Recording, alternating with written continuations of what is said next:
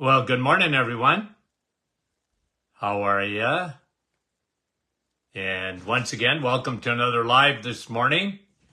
Hope you're having a wonderful start to your day. We're always thrilled to say hello to a few folks, even though I do miss a few. And Brahim, I don't know what you did to get back to number one, but you're back. Michael, number two. Andrea, Niagara Falls. The Trinity. And who's up?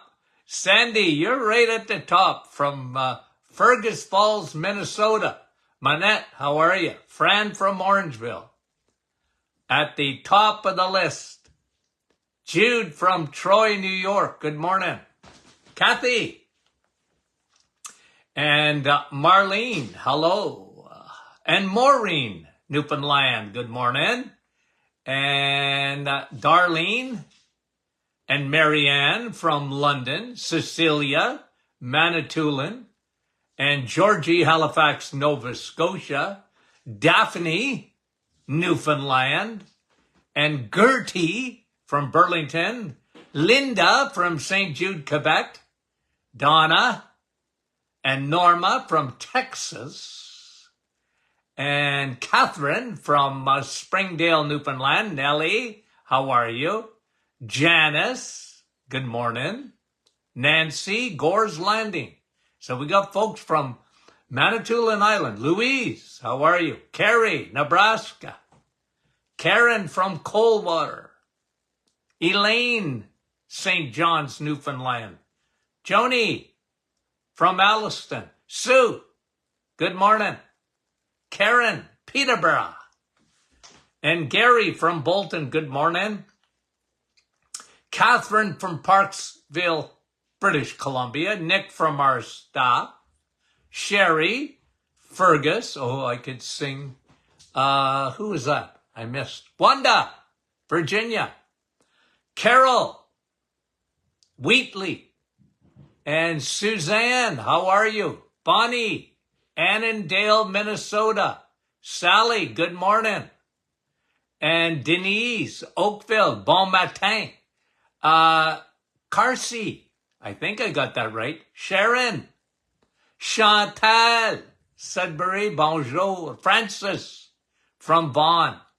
Shirley from Twin Gate, Newfoundland. Gloria, New York. And Luella, West Tennessee. Rebecca, good morning from Callender, Ontario. Fran, Sandy said I missed her. Didn't mean to. Natalia, good morning. Couple of more guys. Rose, Peterborough. We got a lot of questions to get to. Wendy from Markham. Cheryl, West Virginia. Tina, how are you? And we appreciate you guys coming on. Linda is asking a question. And Linda's and Larry's, listen. Linda's asking the question, is it safe to take cream of tartar, which is potassium, a potassium citrate, 1/8 of a teaspoon, adding it to water with my salt and lemon? Yeah, I don't see any problem with that. One of the things, and I don't know, I probably have done this in the past, I just can't remember. Like, potassium is an important mineral. And far too many people are low in potassium. We need about, going back a long time here, about 4,800 milligrams of potassium a day. You need a lot more potassium than you need magnesium, for example. And you know what I think of magnesium. I love magnesium. But it's probably about 10-to-1 ratio. And if you get a supplement of potassium, and yeah, you know what, I have taught on this before. If you get a supplement, at least in Canada, they really restrict it to 99 milligrams. And the reason they do that, and I understand it, okay, I don't necessarily agree with it, but I understand why they do it. Health Canada has some pretty strict rules for potassium because potassium has an enormous effect on your heart. And, but to say that I've seen people, oh, you know what's the problem with you? You take too much potassium. Nah, it's the opposite of that, generally.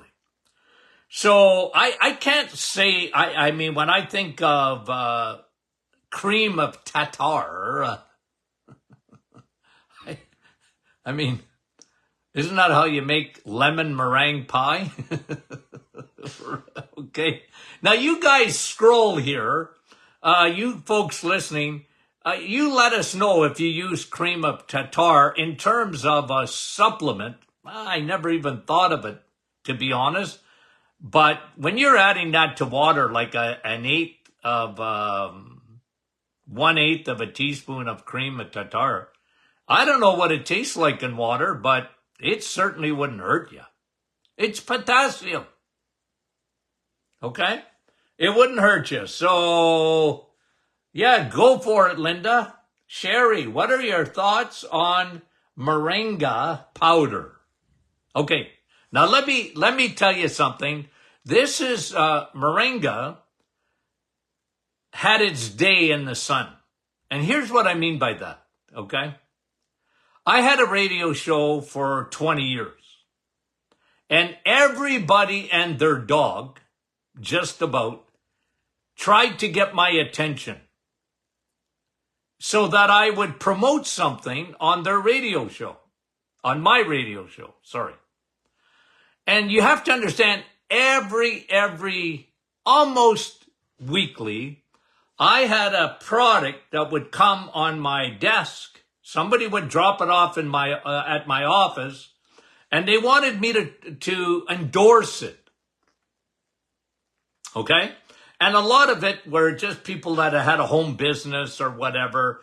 And moringa powder and moringa had I called it its day in the sun, meaning that everybody for about, I don't know, a couple of months were talking about this new product out, moringa, and it cured everything from pimples on your nose to warts on your toes. Okay? It had its day in the sun. I wasn't against it. Okay? I wasn't against it. But you had to understand, I was in practice. I needed results. And, yeah, moringa, like it's an antioxidant, and I got no problem with it at all. If people find it really helps them with any kind of condition, I got no problem with it. I just know that it's probably good, but I know what's better. Okay? And I used to tell people, well, if you want to look at research, there's nothing on the planet in terms of an antioxidant that has been researched more than pine bark extract. Even more than grapeseed extract is pine bark extract. And I'm very familiar with it. I use it in my office with great results. And I'm going to compare anything you bring me to that. Okay? So it had its day in the sun. Okay? And you don't hear about it all that much anymore. I'm not, like I said, I'm not against it at all. But I never found it to be what it was all cracked up to do. At least in those days. I'm talking 20 years ago now. Okay? Okay, thank you, Sherry. Tina. I have Dupuytren's contracture in my baby finger. Okay, so what is Dupuytren's? Okay? It is like a lock, what we call a trigger finger. So she would have it, Tina has it in her baby finger, and it's where you bend your finger and it wants to lock. And if you go down, it's not actually in the finger where the problem is you have to go down into the tendons in your hand. And you will find a fibrosis there. Okay? Now, two things. One, oftentimes, when you get Dupuytren's contracture, now, of course, if you're always using your hand, I saw it in knitters, I saw it in people that worked gripping or whatever, and they get a fibrous tissue there, okay? And you got to break that down. Sometimes they do surgery, but I could show patients how to break that down. So, but the other thing is often, okay? Often, it is a sign, and I'm not saying it is with you, Tina. I'm not saying that, but it's possible that it's a sign, because I used to see this a lot, of insulin resistance. You can get insulin resistance in your fingers. What? Well, if you have what they call advanced glycation end products, okay? Glycation is like, it's a loss of elasticity, even in a tendon in the finger. And that can happen with insulin. It can be a sign of insulin resistance. I used to show my patients that in the office because a lot of them had it. And I used to measure insulin resistance. So, two things. One, gripping or using overuse or whatever, and you can develop a Dupuytren's contracture, and it may be both. You have glycation. You have insulin resistance in the finger. Imagine that. Okay. Thank you for the question, Tina. Andy, will you help me with CKD, chronic kidney disease? Well, listen, Andy, I'm going to give you some rule of thumbs. Okay? You get chronic kidney disease ordinarily when you are a carboholic. Sugar. Sugar is very, very, extremely hard on the kidneys. Sugar is extremely hard on your eyes. Anything with circulation. So when you look at the kidneys, think circulation, blood supply. The first thing that happens when your sugars are high, it destroys blood vessels. It's the first thing. Not diabetes. Diabetes comes later. So, almost invariably, kidney problems started with circulation problems to the kidneys, which started with sugar problems to the kidneys. So, Andy, put that in your craw. That's number one. Number two, with kidneys, H2O, water. The vast majority of people that get CKD, chronic kidney disease, are dehydrated. They're dehydrated. They didn't know it. They had no light on top of their head that came on to show them that they were dehydrated, but they were dehydrated. Your kidneys are Niagara Falls. 24 hours a day, you need water to wash out because kidneys are very susceptible to crud. Crud, because kidneys are your detox, your urine. Your kidneys are cleaning out the body. And you're getting rid of garbage in your urine. Okay? And you need to flush those kidneys, and only water is water. Only water is water. Nothing else is water. Only water.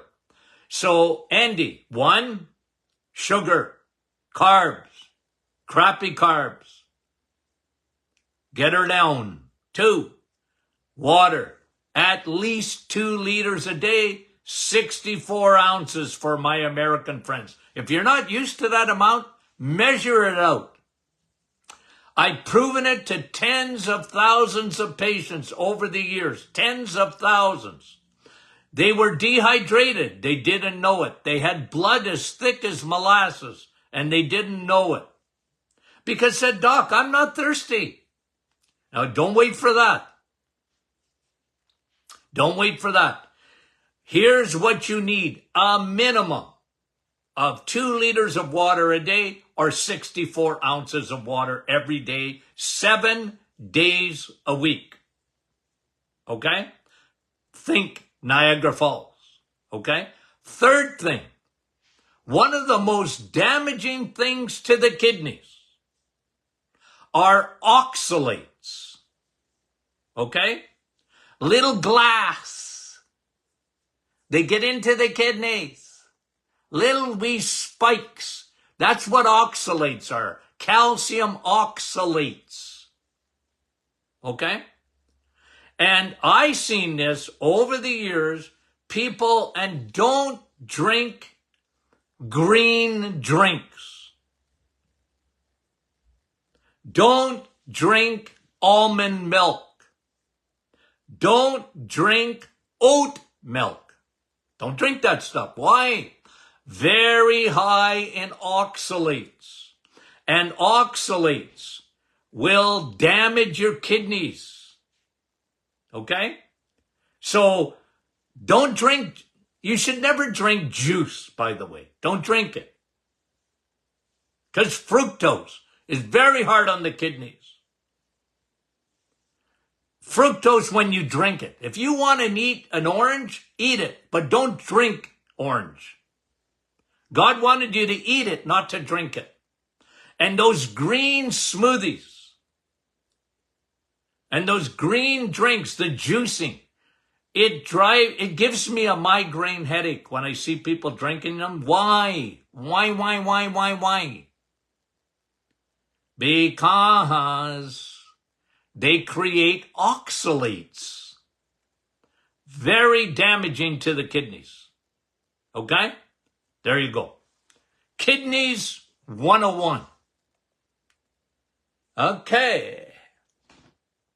Thanks, Andy. We appreciate it.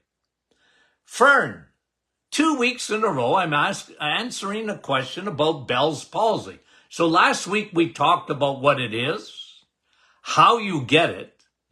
It's usually a perfect storm. I can't think of a case of where I saw Bell palsy where it wasn't a perfect storm of stress and virus. Okay? I've seen it. I've seen Bell palsy a lot in my day. Okay? And if I had Bell palsy, what would I do? Well, I'd be on B12 because that's your nerve vitamin. Okay? So Bell's palsy is a paralysis of the facial nerve. And it ain't no fun under the sun. I can tell you that. And sometimes it comes back. I've seen it permanent. But to bring it back, not bring it back that you get it again, but to restore someone that has Bell palsy, here's my little protocol that I used to give them, okay? B12, Navitol, which is pine bark extract, okay? High DHA. Sometimes I would add curcumin in there. And even the cortisol formula to de-stress them. Okay? So, thanks for the question, Fern. Okay, this is a rare one, but we'll touch on it. My 60-year-old sister is suffering with esophageal diverticulum. Okay, what is that? You know what diverticulosis is? You guys know this. What is it? Diverticulosis is little pouches in your colon. Okay? I saw it thousands of times, and I'm not exaggerating. Okay? Little pouches that develop. And I used to tell people with colon diverticulosis, which often can become diverticulitis, because if you got little holes or little pouches in your intestine, think about it, that can get infected. And then you're in deep trouble. Okay? Can be very, very serious if it becomes diverticulitis. And diverticulosis is not fun either. And you know what I used to do? Here's what I used to do for the colon.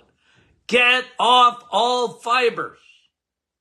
I get them. You ain't getting, here's what you're going to use for fiber. What, doc? Because doctors would put you on fiber even more. I said, well, that's what caused it in the first place. You're eating too much grass, salad. Where does spinach get caught? In your teeth? Well, it gets caught in your gut too. And it's another reason for those oxalates that can get caught in the gut. Not only in your kidneys, but the gut. So I used to get people, I said, here's your new fiber. What, doc? What? Water? Oh, okay. I never heard water was like fiber. Yep. And coffee. There's your two new fibers. What? Yeah. You like coffee? Oh, I love coffee. Good. You like water? Maybe not so much, but I said get used to it. Because you need water, you better flush. And lay off the stinking salad. You're not a rabbit. Your colon wasn't made for that. Now, why am I talking like that? Because here's a person, I don't know them from Adam. They got esophageal diverticulosis. Big word, okay? They have these pouches in their esophagus. Now, why? I look, it may be too much acid. Over the years, it might have been silent, a reflux that was coming up, affecting the esophagus. I've got my theories on that. And Carol is saying, any advice? She would love to eat eggs, meat, and cheese, but that isn't possible. Well, usually anytime I've ever heard of esophageal diverticulosis, okay, they call it diverticulum, they're usually a candidate for surgery to try and fix those things. Now, I don't know, Carol, I don't know your sister, whatever. I would have her drink smoothies, not green ones. Bone broth for the protein, 35% cream, okay? Heavy cream for your dairy. Put in a few berries, but you need that protein. I would have her on my, used to be called Blood Boost. You can actually put this in the smoothie if you want. Put in a tablespoon of, for her, because she can't eat anything right now, do that multi-nutrient. And watch the difference. It'll be a big difference. Okay? Thank you for the question. And, she's asking, she was on an antidepressant for 25 years. Could that be the cause? Well, look, I mean, you don't want to get me going on antidepressants, okay? Because I've been following the antidepressants since the 1970s. And I remember when they came out, they were meant to be used temporarily. They actually had a warning. Do not go beyond 6 months. It was meant to get you out of a crisis. But today now it's part of medicine. How many millions of people are on antidepressants? How many young people are on antidepressants. And it's not good long term. It was never meant to be. Anyway, that's a whole other issue, and maybe we ought to talk about it again, okay? Because one thing, okay, just bring you back. Could it have caused diverticulum in the esophagus? I don't know. I have to think about that. But one thing I know, the summer of 21 or 22, I got to get my summers right. The whole mental health community was turned upside down by research on the research. And they came to the conclusions that Alzheimer's, all that they have done for Alzheimer's was wrong in terms of research. All of it. All they have done on antidepressants, being a chemical imbalance, was wrong.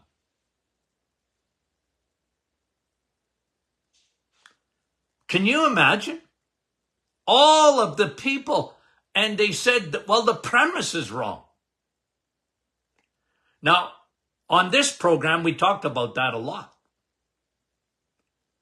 But, of course, it didn't take root in the media.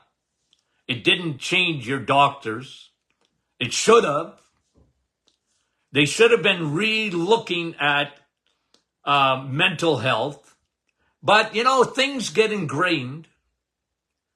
And it's hard to change a leper's spots, isn't it? Yeah. Okay. Anyways,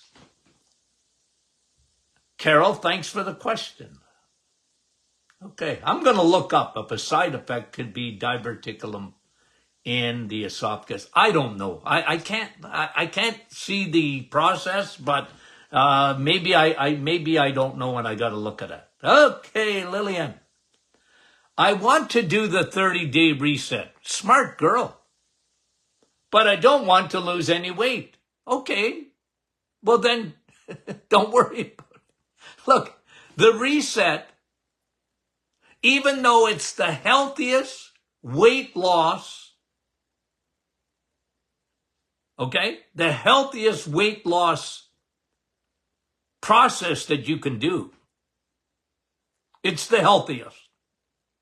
Because what you're doing with the reset is changing fuel. Now, why are we doing the reset? Why? Because of insulin and insulin resistance. And you want to fix that. That's why you do it. Now, if you've got weight to lose, it's the best way to do it. It's better than Wegovy. It's better than any of that stuff. Because you're doing something that's good for your body. It's healthy. Okay? It's very healthy. Now, Lillian, you don't want to lose any weight. But that doesn't mean you don't have insulin resistance, right? You can have insulin and a problem with insulin and be as skinny as a rake. Okay? A lot of people are thin, but they got insulin on the inside. They got fat on the inside. They have visceral fat around their organs, and they have no idea. They don't know that. You might have, Lillian, your liver might be gummed up. I don't know. But if you like carbs, your liver is probably all gummed up of fat. But you wouldn't know it unless you got tested for it, right? The best way not to lose weight, the best way to lose weight is to do it for the right reason, not only weight loss, and it ain't calories, it's nutrients. So if you don't want to lose weight, Lillian, don't worry, because the reset is good for you, because just eat more eggs, meat, and cheese. Not less, more. And you won't lose weight. You'll gain money. You see, people don't realize when they starve, they count calories, and their calories are gone down. Yeah, you might lose some weight, but you're losing muscle, not fat. You don't want to lose muscle, Lillian. So eat a lot of protein. And you're doing the right thing. Because everyone should do the reset in their lifetime. Everyone. And especially if you're a carboholic. Especially if you put your hand up and say, my name is Tony and I'm a carboholic. And you can be skinny as a rake and be a carboholic. Okay? Obesity is not necessarily the only sign of insulin resistance. Okay. Thanks, Lillian. Jody, an oncologist recommended not taking B12 because it raises estrogen levels and could cause the breast cancer to return. Is there a correlation between B12 supplementation and high levels of estrogen?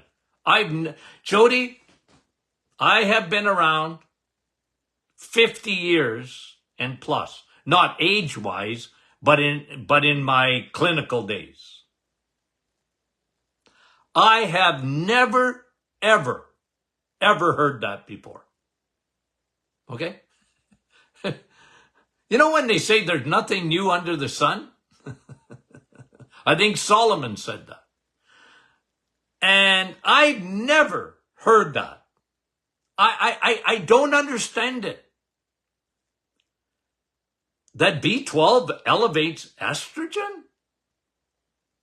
What? I've never heard that. Well, first of all, it's not true. Okay? And what elevates estrogen, and we live in an estrogen-dominated world. What elevates estrogen? The environment, more than anything else. Pills, birth control. Every chemical, everything. We live in an estrogen-dominated world. Now, was the doctor saying don't eat red meat? Could that elevate your estrogen? I don't know. I can't understand what the oncologist was even talking about. Can you get them to talk to me and explain? Can you get the oncologist to talk to me and explain to me how B12 elevates estrogen? Now, the second part of the question from Jody, does broccoli in DIM cause high oxalate levels? No, it doesn't. It's an extract. DIM is an extract. And even when you eat some broccoli, there's some oxalate, but very little. I like broccoli. I got a grandson named Brock, and I call him Broccoli. Okay. I love them. But guys, DIM is an extract. It comes from there, but it's highly focused on blocking extra estrogen. I've used DIM with unbelievable results for years and years and years and years in my practice. And I could prove it to people. I could show people that I could block estrogen. I'll show you. For my folks that are listening on a podcast, I'm showing something. I'm showing them pictures from my office of women. Okay, here's one of an estrogen scan. Okay, and this lady had more estrogen. She had more spots of estrogen on her breast tissue than a leopard does. Like Spotty. And then I put her on DIM, and then I got this. Within, hold on, what was the difference in dates? The difference was about a year.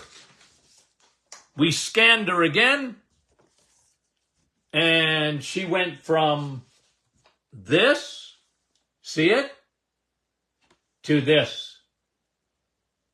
No estrogen left on the chest wall. I've proven that to people. Block estrogen. And every day I get asked questions about estrogen just about. We live in a dominated world of estrogen. It's everywhere. It's everywhere. You can't run away from it. So you better take care of it. And why do you think we see so much breast cancer today? And what is prostate cancer, by the way, in men? Estrogen. It's a growth hormone. It makes a woman and a man a woman too.